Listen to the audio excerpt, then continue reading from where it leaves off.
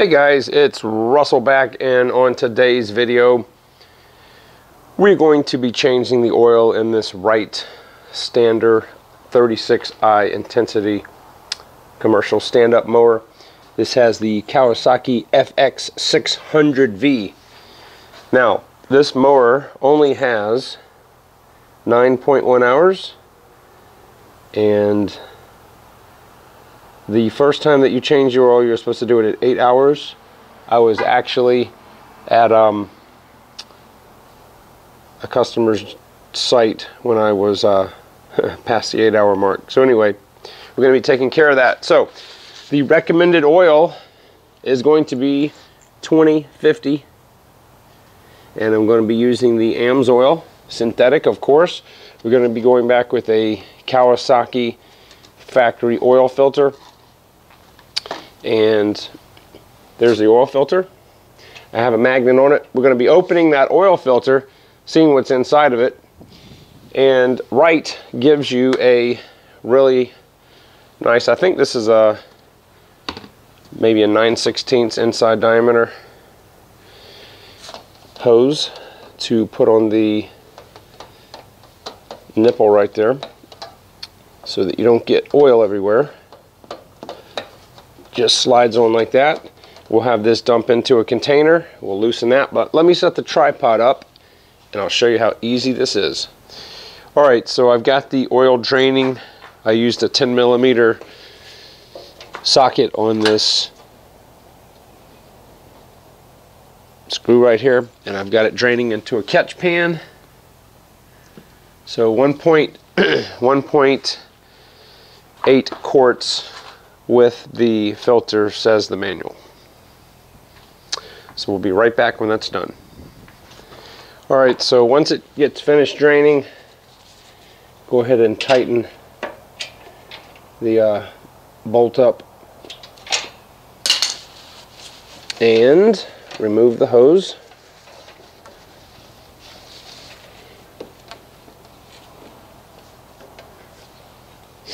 Okay. Now, next step is we need to take this filter loose, and I can already tell you that's going to be a mess. So I'm going to show you a little trick that I use, that I do on lawnmowers, and it may save you a little grief. Alright, so as you can see, I've got some tin foil kind of molded into a little channel, and I'm going to be using that to keep the oil off the mower. Let me grab a small oil filter wrench. I don't know how tight this is, but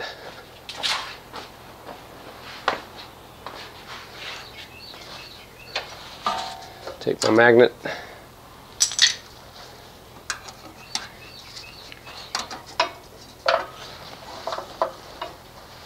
You can use a pair of channel locks if you want.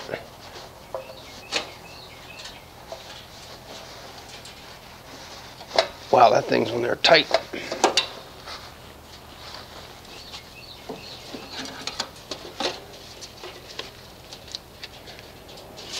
Alright, so I think I'm going to use a pair of channel locks on this. Yeah, I don't know why they put these things on so tight from the factory.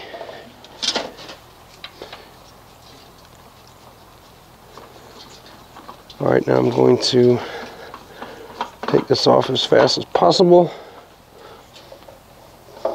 Okay, now you see the oil, it's just going straight down. Excuse me, this pollen is just horrible. Now, obviously, once it gets snug, just a little bit more, and that's it. Okay, I'm going to take the magnet, put back on there. Manual says it takes 1.8 quarts with the filter change. So that's what we'll put in. Now I know some people are going to ask, why am I using AMSOIL? I've been using this stuff for the last well, since the early 1990s, and it is, I think, the best oil that you can buy. This is a actual 100% synthetic oil. When you see, if you go to the parts store, Walmart, whatever, and everybody calls synthetic oil, it says full synthetic. Well, the government lets them call it synthetic even though it's not. You can do some research on the Pennzoil and Mobil 1 lawsuit. I won't get into that, but nowhere else in the world do they call synthetic oil synthetic when it's not, except in America. So if you want real, made in the lab, 100% synthetic, Amsoil, and there may be one or two other oils, but none that I know that you can buy like at Walmart or anything. Alright, now after you have completed the filling of the oil, keep in mind that the oil filter has no oil in it. So when you go to check the dipstick and you're supposed to just lay it on there, don't screw it down, it's going to show that it's a little high. Okay, now we're going to run the engine and let it circulate the oil, check for any leaks, and then once the filter's got oil in it, then it should read a normal level.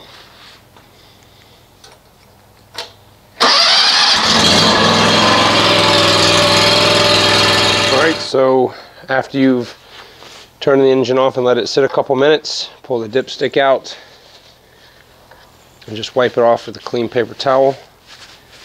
Then just lay the dipstick in like that, pull it back out, and we're right, looks like right at the full level.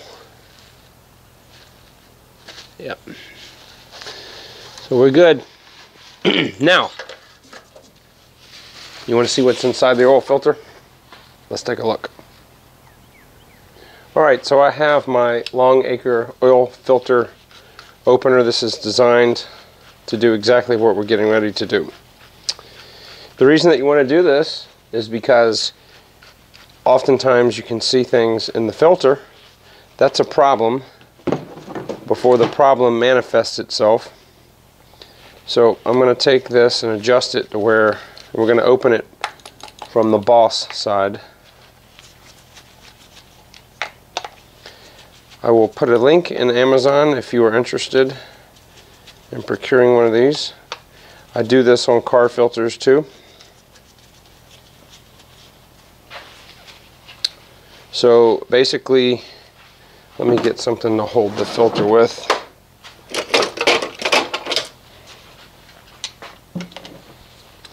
So basically I'm just going to twist this around. It's got a cutter on the end. This is much better than using a hacksaw or cut-off wheel, because if you do that, you're going to be getting metal particles in there, and you don't know what particles are from the engine and what's from opening the filter. So, okay, so comes open just like that.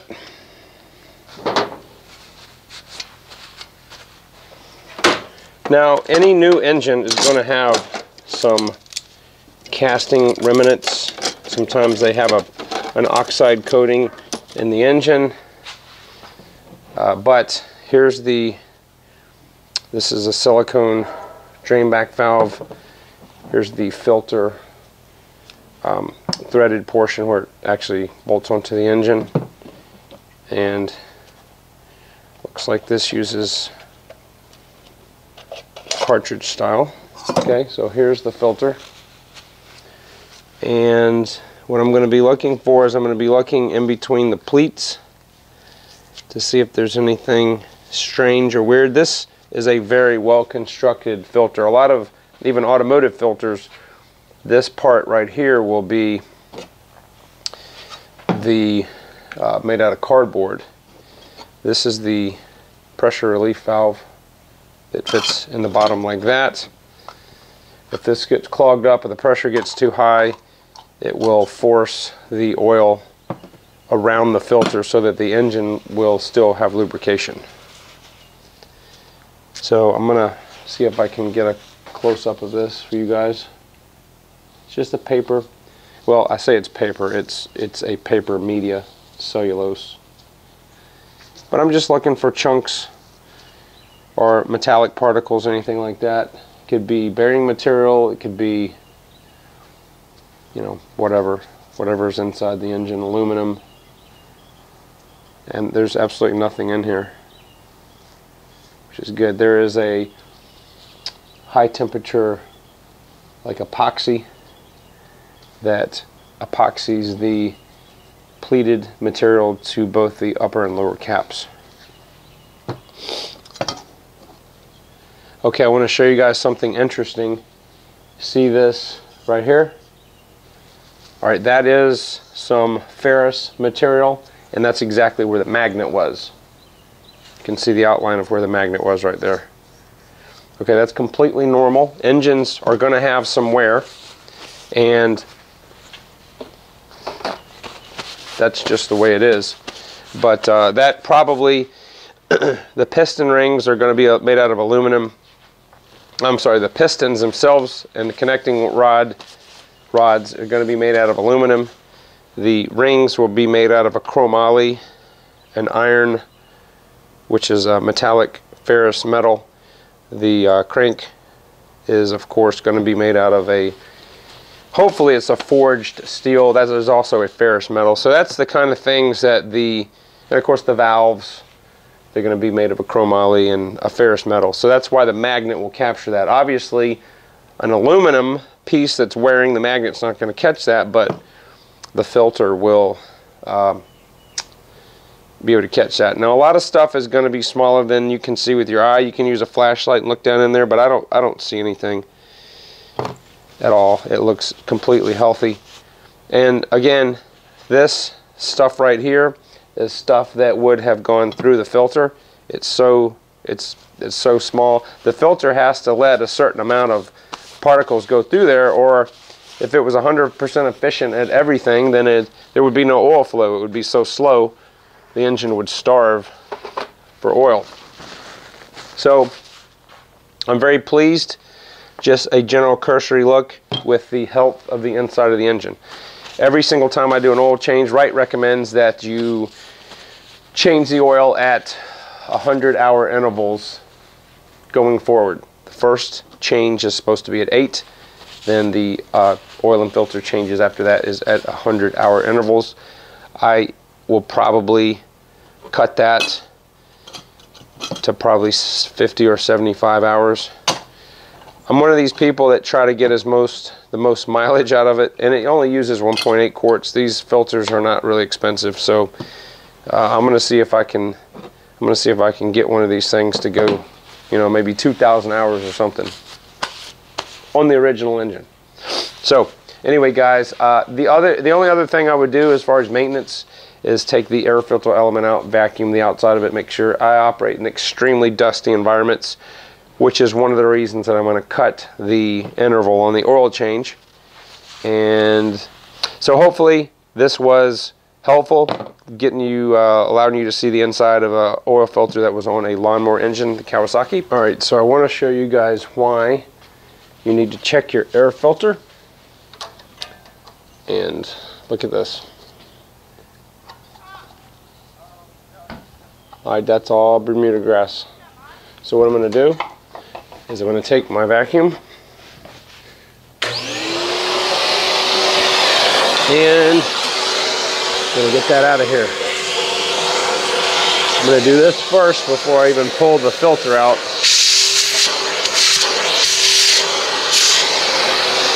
Okay, and I'm going to do the same thing here. I'm going to filter this. See that?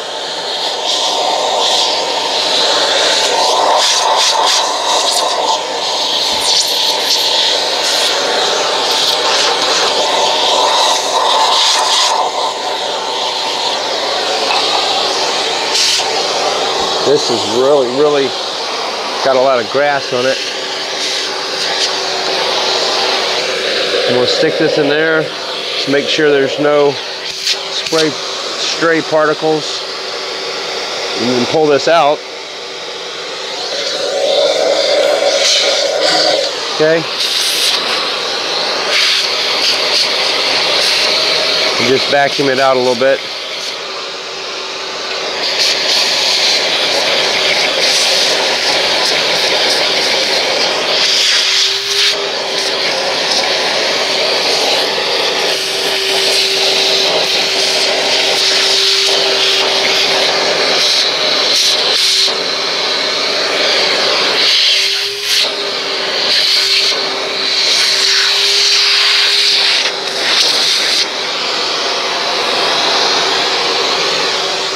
So what you can do is you can take I'm gonna take a damp paper towel and wipe it out. If you let this thing suck in dirt into the engine, it will grenade your engine. It'll cause tons of ring wear. There's no excuse for having, I mean, look at all that stuff that came out. Now, obviously, this is on the dirty side of the air cleaner, and it's going to get dirty. But don't be so cheap or lazy. You know, it's not time to replace this filter. It's doing exactly what it's supposed to, but keep it clean, you know, because it's reducing airflow when it's got stuff all over it. So I'm just wiping out this. Now this is the clean side, all right? And here should always be clean. If you see that's dirty, then you need to get you a new air filter in there ASAP. Okay, I'm going to show you how to reset the meter when it starts flashing. It was telling us to do the oil at the 8-hour mark. Press this 3 times.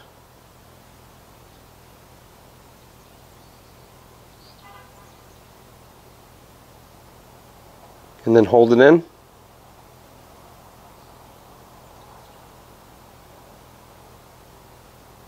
And then release it.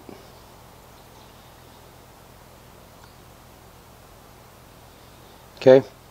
Now it will, it's reset. It will probably go off again at the 100-hour mark when the next oil change would be due. And if you have not subscribed, please do so. Hit that subscribe button and the little bell icon on the side will get you the content as soon as I upload it. Thank you for watching, and I will see you on the next video.